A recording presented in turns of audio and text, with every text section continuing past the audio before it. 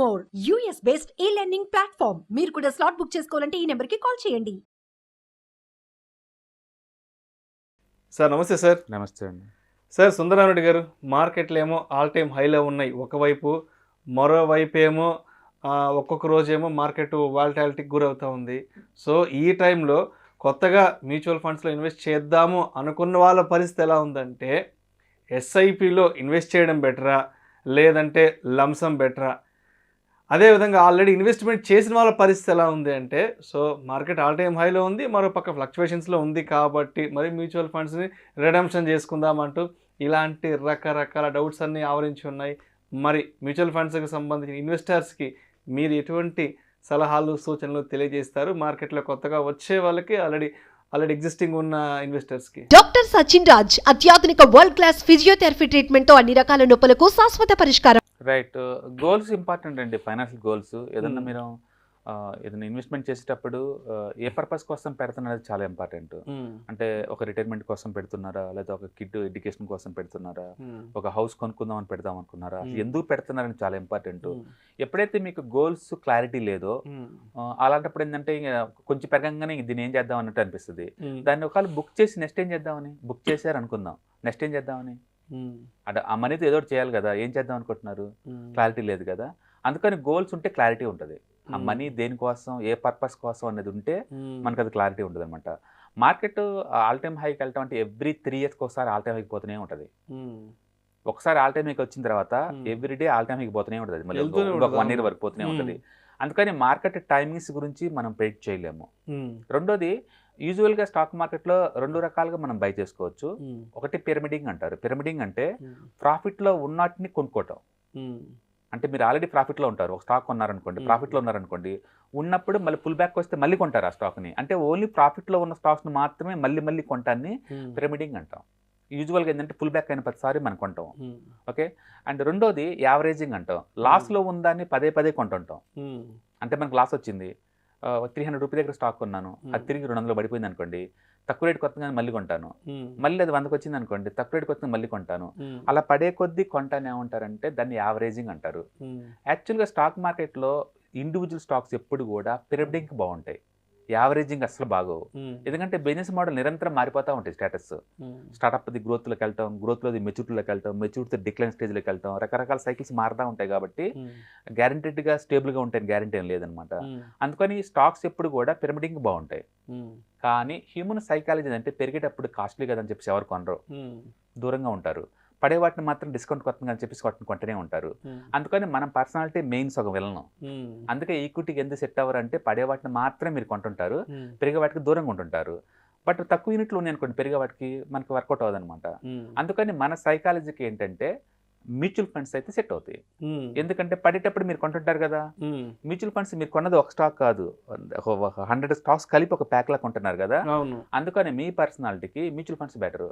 అందులో ఈ ఎస్ఐపి అనుకోండి, ఎంత పడితే నీకు అంత బెటర్. యూనిట్లు ఎక్కువ వస్తున్నాయి కాబట్టి. యూనిట్లు ఎక్కువ వస్తే ఏమవుద్ది, మార్కెట్ 1 month 2 months మళ్ళీ పెరగడం స్టార్ట్ అవుద్ది కదా. పెరగడం స్టార్ట్ అయినప్పుడు తక్కువ రేటుకి ఎక్కువ యూనిట్లు కొన్నారు కాబట్టి ఎక్కువ ప్రాఫిట్ లో కనపడుద్ది. అందుకని మనకి రిటైల్ పర్సనాలిటీకి ఎప్పుడు కూడా మార్కెట్ ఆల్ టైమ్ లోలో ఉన్న హైలో ఉన్న మ్యూచువల్ ఫండ్స్ ఇది బెస్ట్ అసెట్ అనమాట. అది నిజం చెప్పాలంటే ఆల్ టైమ్ హై నుంచి ఎంత పడితే రిటైలర్స్కి అంత బెనిఫిట్, ఎందుకంటే ఎక్కువ యూనిట్లు వస్తాయి కాబట్టి. అందుకని మార్కెట్ పడిద్ది అని భయపడాల్సిన పని ఏం లేదు, నిజంగా పడాలని కోరుకోండి. పడితే ఏమవుద్ది, నాకు ఎక్కువ యూనిట్లు వస్తాయి. ఎక్కువ యూనిట్లు ఎప్పుడు వస్తాయి, ఎప్పుడో నీ రిటైర్మెంట్ అప్పుడు మనకు బల్క్లో అమౌంట్ వచ్చింది, ఇప్పుడు కోసం అయితే కాదు కదా. అందుకని మార్కెట్ పెరిగినా పడినా నీకెలా బెనిఫిట్ వద్దో మనం చూసుకోవాలి తప్ప ఇప్పుడు ఏం జరిగిద్దో, నెక్స్ట్ ఏం జరిగిద్దో, రేపు ఏం జరిగిద్దో అని టెన్షన్గా ఉండలేము. ఎందుకంటే మన గోల్స్ ఎప్పుడు లాంగ్ టర్మ్ కాబట్టి. అదే నువ్వు లంసం పెట్టావు అనుకోండి, ఒకేసారి మార్కెట్ 10% పడింది అనుకోండి, చాలా పెయిన్ ఉంటుంది. ఎందుకంటే మనీ అంతా ఒకేసారి డిప్లాయ్ చేసాం, నెక్స్ట్ డిప్లాయ్మెంట్ ఏం లేదు కదా, పెయిన్ అనిపిస్తుంది. అందుకని ఒకేసారి మనీ పెట్టే బదులు ఇది వాలటిలిటీ అసెట్ క్లాస్ కాబట్టి మీరు ఇన్స్టాల్మెంట్లో పెట్టడం బెటర్ అనమాట. కాబట్టి మార్కెట్ ఆల్ టైమ్ హైలో ఉంటే నీకు గుడ్డే జరిగింది ఎస్ఐపిలో. ఎందుకంటే పడే కొద్దీ నువ్వు ఎలాగో ఎక్కువ కొంటావు, కొనే కొద్దీ ఎక్కువ యూనిట్లు గ్యాదర్ అవుతుంటాయి. కాబట్టి మార్కెట్ ఆల్ టైమ్ హైలో ఉన్నప్పుడు ఏ స్ట్రాటజీ బాగుంటుంది అంటే ఎస్ఐపి బాగుంటుంది. అంటే లంసం ఎప్పుడు బాగుంటుంది అంటే హిస్టరీ ఒకసారి ఎవ్రీ ఇయర్ ఒక 15% నిఫ్టీ పడుతుంది చూసారు, డెకెట్కి ఒకసారి 60% డిస్కౌంట్ వచ్చి చూసారు, అప్పుడు మాత్రం నీకు లంసం బాగుంటుంది. అయితే ఆ టైంని నువ్వు పర్ఫెక్ట్గా గెస్ చేయలేవు కదా, అందుకని లంసం కోసం వెయిట్ చేస్తూ ఉంటే మంచి టైం అంతా మిస్ అవుతూ ఉంటుంది. అలా మిస్ అయ్యే బదులు ఎస్ఐపిలో పెట్టుకుంటూ పోతున్నాం అనుకోండి, పడితే ఎక్స్ట్రా కొంటాను, పడకుండా ఇట్స్ ఓకే. Right right. అందుకని లంసం అనేది ఎప్పుడు వర్కౌట్ అవ్వదు స్టాక్ మార్కెట్లో. అండ్ ఎస్ఐపి అన్ని కండిషన్లో వర్కౌట్ అవుతుంది నీకు. అందుకని మార్కెట్లో కనీసం ఒక 15 to 20% డిస్కౌంట్ వచ్చినప్పుడు మాత్రమే లంసం ప్లాన్ చేసుకోండి. రిమైనింగ్ కండిషన్ అన్ని కండిషన్లు కూడా ఎస్ఐపి ప్లాన్ చేయండి. రైట్. సో అయితే అంటే ఇప్పటి వరకు మార్కెట్లోకి కొత్తగా వచ్చే వాళ్ళు ఏం చేయాలని చెప్పారు కదా, అంటే ఆల్రెడీ మార్కెట్లో అంటే ఎగ్జిస్టింగ్ ఉన్న వాళ్ళ పరిస్థితి ఎలా ఉందంటే, మార్కెట్ ఏమో 62, 63 దాకా వెళ్ళిపోతుంది. అవును. అంటే ఒక కేటగిరీ ఆఫ్ పీపుల్ ఇలా ఆలోచిస్తారు, ఇంకొంతమంది ఏమో అబ్బా మొన్న హెచ్డిఎఫ్సి లాంటి ఒక క్రాష్ తర్వాత ఇంకొంతమంది భయం రకంగా ఉంది. సో ఎగ్జిస్టింగ్ వాళ్ళేమో రెడెంప్షన్ చేసుకుందామన్న ఆలోచనలో ఉన్నారు. మరి రెడెంప్షన్ చేసుకుందామన్న ఈ కైండ్ ఆఫ్ పీపుల్కి మీరు ఎటువంటి సజెషన్స్? రైట్. మీ ఫైనాన్షియల్ గోల్స్ రీచ్ అయితే కనుక ఎలాగో రిడెంప్షన్ చేసుకోండి. లేదా ఈ మనీ రిడెంప్షన్ చేసేసి వేరే అసెట్ క్లాస్లో పెడదామనుకున్నారనుకోండి, ఆ ప్లానింగ్ ఆల్రెడీ మీ దగ్గర ఉందా, ఉంటే మీరు రిడెంప్షన్ చేసుకోండి. బట్ మార్కెట్ ఆల్ టైమ్ హైలో ఉందని ఒక రీజన్ మాత్రం వెరీ బ్యాడ్ రీజన్ అది. ఎందుకంటే మార్కెట్ ఎప్పుడు ఆల్ టైమ్ హైకి పోతూనే ఉంటుంది నిరంతరం. అది ఇప్పుడు కాదు, నిఫ్టీ 1000 పాయింట్ల దగ్గర నుంచి అవుతూనే ఉంది అప్పుడప్పుడు ఆల్ టైమ్ హై, ముందుకెళ్తూనే ఉంటుంది, పోతూనే ఉంది. అందుకని మార్కెటింగ్ ఎంత పడిద్దో మనం ప్రెడిక్ట్ చేసే బదులు పడితే దాన్ని ఎలా ఎన్కాష్ చేసుకోవాలో థింక్ చేసుకోవడం బెటర్ అనమాట. అండ్ మోర్ ఓవర్ మన దగ్గర యూనిట్స్ ఎంత ఎక్కువ ఉన్నప్పుడు అప్పుడప్పుడు కొన్ని బుక్ చేసుకోవటం బెటర్. మీరు అన్నట్టు ఎక్కువ యూనిట్లు ఉంటే, నీ దగ్గర 10,000 యూనిట్లు 5,000 యూనిట్లు ఉంటే మీరు బాధరయ్యేంత ఏం లేదు ఇక్కడ. అందుకని మార్కెట్ ఆల్ టైమ్ హైలో ఉన్నప్పుడు కొన్ని యూనిట్లు బుక్ చేసుకోవచ్చు అంటే, అవును మీ దగ్గర ఎక్కువ ఉంటే కనుక బుక్ చేసుకోవచ్చు. బట్ బుక్ చేసిన వాటిని ఏం చేద్దాం దగ్గర మీ దగ్గర ప్లానింగ్ ఉండాలి ఆల్రెడీ. అంటే ఒక హౌస్ కొనుక్కోవడానికా, లేకపోతే ఒక కిడ్ మ్యారేజ్కా, లేకపోతే ఇంకేదన్నా ఏం పర్పస్ ఏంటి మీకు క్లారిటీ ఉండాలి. పర్పస్ లేకుండా మార్కెట్ హై ఉందని ఒక రీజన్ తోటి మాత్రం మీరు బుక్ చేసుకోలేరు, వాటిని బుక్ చేయలేరు. దాని బదులు ఇంకొంచెం యాడ్ చేసుకోవడం పట్టే better. Okay okay right. Okay, at least ఒక ₹1 కోటి ఫండ్ అలా అయింది అనుకున్నప్పుడు అర్థం ఉంది, ఎందుకంటే టార్గెట్ రీచ్ అవుతున్నాం కాబట్టి. అది కూడా ఒక పర్పస్ ఉండాలి, ఎందుకోసం నువ్వు బుక్ చేస్తున్నావు అనేది. నేను రిటైర్ అయ్యాను కాబట్టి నాకు మనీ కావాలి, తీసుకోవచ్చు అట్లా. అందుకని టైమింగ్ కోసం మనం వెయిట్ చేయకూడదు. మార్కెట్లో పడిద్ది అనేది మనం అనుకుంటే అది పడదు మార్కెట్. అండ్ ఇండియన్ ఎకానమీ చాలా స్ట్రాంగ్గా ఉందండి. 1000 పాయింట్లు ప్లస్ ఆర్ మైనస్ అవటం అనేది మామూలు విషయం, దానికి పేర్లు పెట్టడం కూడా వేస్టే. సపోజ్ చాలా మంది అనుకుంటే హెచ్డిఎఫ్సి అన్నట్టు, హెచ్డిఎఫ్సి బ్యాంక్ మొత్తం పడ్డా సరే ఎంటైర్ బ్యాంక్ నిఫ్టీ పడింది జస్ట్ 4% అండి. హెచ్డిఎఫ్సి బ్యాంక్ ఇండివిజువల్ బ్యాంక్ పడి ఉండొచ్చు, బట్ ఎంటర్ అంటే రేపొద్దున ట్యూస్డే రేపొద్దునే చూసుకోండి బ్యాంక్ నిఫ్టీ ఈజీగా +1లో ఓపెన్ అవుద్ది, ఎందుకంటే రిజల్ట్స్ బాగున్నాయి మిగతా వాటికి. అందుకని సింగిల్ స్టాక్ రిస్క్ మన దగ్గర లేదు కాబట్టి better to hold it and better to continue the investments అనమాట. నిజంగా ఒక పర్పస్ ఉంది మనీ కోసం అనుకున్నప్పుడు మాత్రం ఎస్, మీ ఫండ్స్ ఆల్ టైమ్ హైలో ఉన్నప్పుడు కొన్ని బుక్ చేసుకొని కొంత మూవ్ చేసుకోవచ్చు వేరే అసెట్ క్లాస్కి, తప్పేం లేదు. కాబట్టి ఎస్ఐపి అన్ని కండిషన్లో వర్క్ చేస్తుంది. ఇంకా చెప్పాలంటే మార్కెట్ ఆల్ టైమ్ హైలో ఉన్నప్పుడు ఇంకా బాగా పనిచేస్తుంది, ఎందుకంటే పట్టణం స్టార్ట్ అయింది అనుకోండి, నీకు ఎక్కువ యూనిట్ గ్యాదర్ అవుతాయి కాబట్టి మనకి ఎట్లాగూ ఎక్కువ గ్యాదర్ చేసుకుంటూ పోతా ఉంటావు. రేపొద్దున మార్కెట్ మళ్ళీ issue of the recovery start అయినప్పుడు అప్పటికే ఎక్కువ యూనిట్లు గ్యాదర్ చేసావు కాబట్టి నీకు అది బెనిఫిట్ అవుతుంది అనమాట. లంసమ్ స్ట్రిక్ట్లీ నో, ఎందుకంటే రిస్క్తో పోల్చుకుంటే రివార్డ్ అంత వర్త్ కాదు. ఈ టైంలో రిస్క్ ఎక్కువ ఉంది, రివార్డ్ తక్కువ ఉంది లంసమ్ వాళ్ళకి. ఎస్ఐపి వాళ్ళకి ఆల్వేస్ అడ్వాంటేజ్. అందుకని ప్రతి ఒక్కళ్ళు కూడా ఇన్స్టాల్మెంట్ రూపంలో పెట్టండి. అది 2 times పెడతారా ఇయర్లీ, 5 times పెడతారా, డైలీ ఒకసారి పెడతారా, అది మీ ఇష్టం. అంటే టైమింగ్స్ వెయిట్ చేయమాకండి. మార్కెట్లో ఇది పడిద్ది, ఈ టైంలో పడిద్ది, ఈ టైంలో పెరిగిద్ది ఎప్పుడు టైమింగ్ కోసం, ఎందుకంటే market is always unpredictable. And Indian market చాలా స్టేబుల్గా చాలా స్ట్రాంగ్గా ఉందండి. అంటే చిన్న 1 to 3% అంటే అది మామూలు విషయం.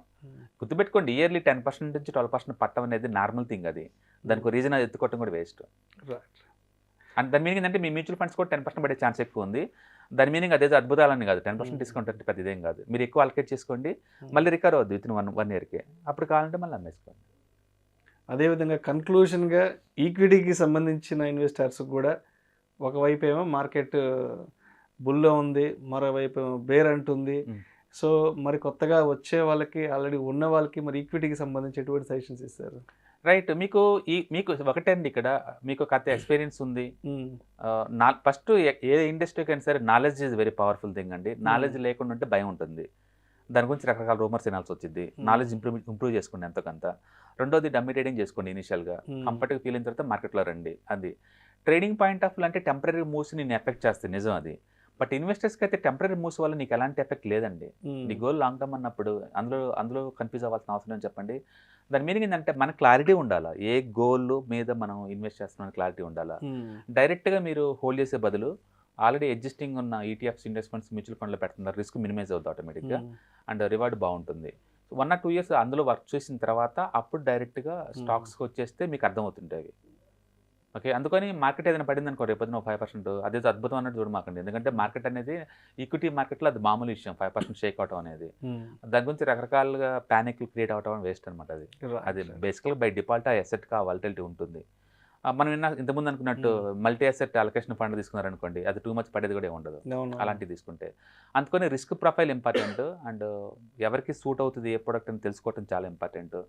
అందుకని నాలెడ్జ్ పవర్ఫుల్ థింగ్, దాన్ని ఇంప్రూవ్ చేసుకోండి. దాన్ని ఇంప్రూవ్ చేసుకోవడం ద్వారా రిస్క్ని మినిమైజ్ చేసుకోవచ్చు, మన గ్రీడీని కంట్రోల్ చేసుకోవచ్చు అండ్ ప్రాపర్ ప్లానింగ్ ఉంటుంది అండ్ డిస్టర్బెన్స్ అవ్వం. ఈ వాలటిలిటీ, ఇన్ఫ్లేషను, ఈ వడ్డీ రేట్లు, ఈ వార్స్, వీటి నుంచి మనం ఎఫెక్ట్ అవ్వం అనమాట. పీస్ ఆఫ్ మైండ్ దొరికింది. ఏదైనా కానీ పీస్ ఆఫ్ మైండ్ తోటి ఇయర్లీ ఒక 15-20% వస్తుంది అంటే చాలు, you are doing the excellent work అని అర్థం బై డిఫాల్ట్. అంటే భయంగా 30-40 సంపాదించే బదులు అంటే పీస్ ఆఫ్ మైండ్తో 20 చాలు. అందుకని మీకు ఏది కంఫర్ట్ అనిపిస్తే ఎక్కువ రేట్ ఆఫ్ రిటర్న్ వస్తుంది అంటే అక్కడ పోయి కూర్చోండి. అది ఏ అసెట్ అని సరే. అండ్ హ్యాండింగ్ స్కిల్స్ ఉండటం చాలా ఇంపార్టెంట్. బట్ నాలెడ్జ్ పెంచుకోవడం ద్వారా రిస్క్ మినిమైజ్ చేసుకోవచ్చు, అది గుర్తుపెట్టుకోండి. So SIP is the best technique. Thank you sir.